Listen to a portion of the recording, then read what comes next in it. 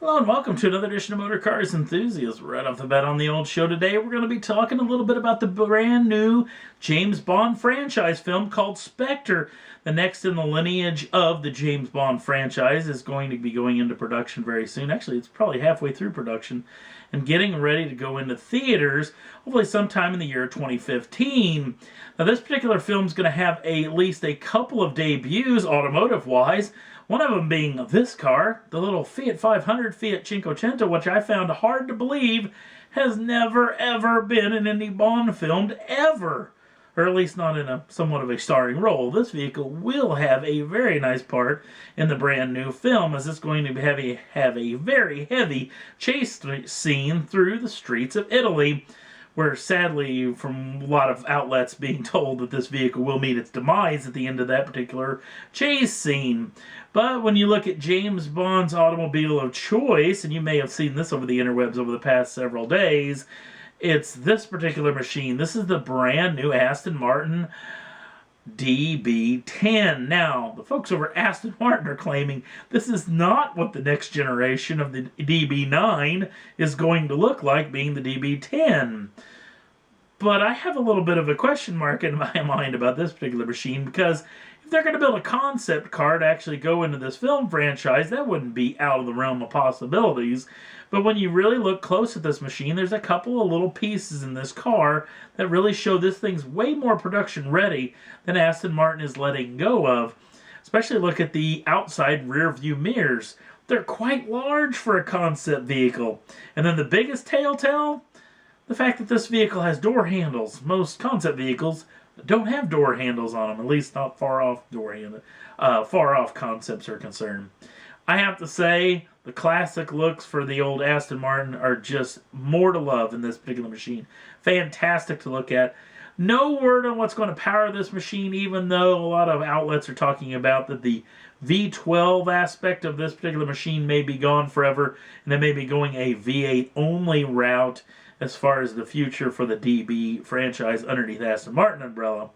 But I would expect to see a vehicle very close to this heading to dealer showrooms hopefully very, very soon.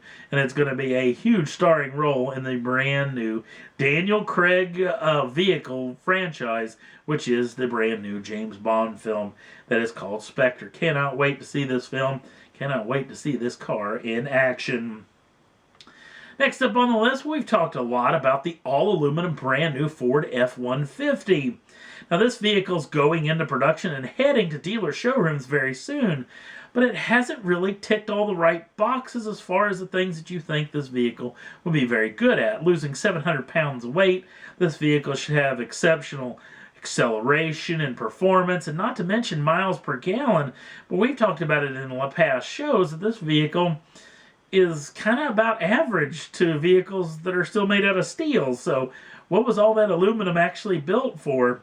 Well, I'm wondering if this next little story is a reaction to that particular situation, as the Ford Motor Company is apparently working very, very hard at building a brand new F-150, this F-150, but it's going to be a hybrid, which is going to be extremely interesting. Is this going to kill off a lot of what the truck means being a truck?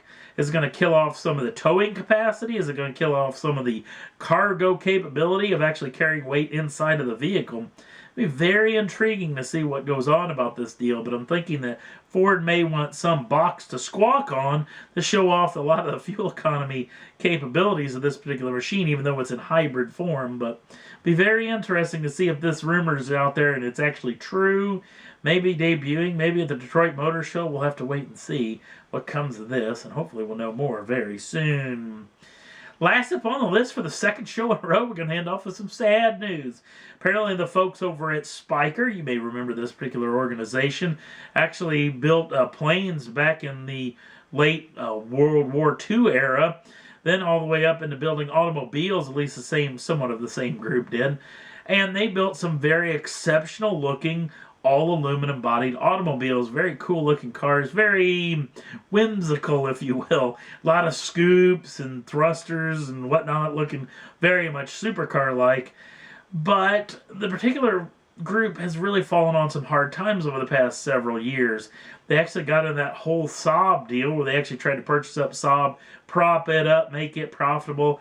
Almost went down with the ship. They sold a lot of the organization, that is Spyker, to actually prop up Saab. And then in the end, it ended up going into bankruptcy anyway and got gobbled up by a Chinese manufacturer who's actually using the, just name-wise, to build all electric vehicles heading into the future.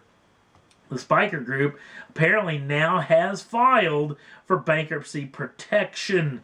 They're in a terrible situation over there, and it's a very slippery slope when it gets into this particular deal, whether this actual organization will survive or not.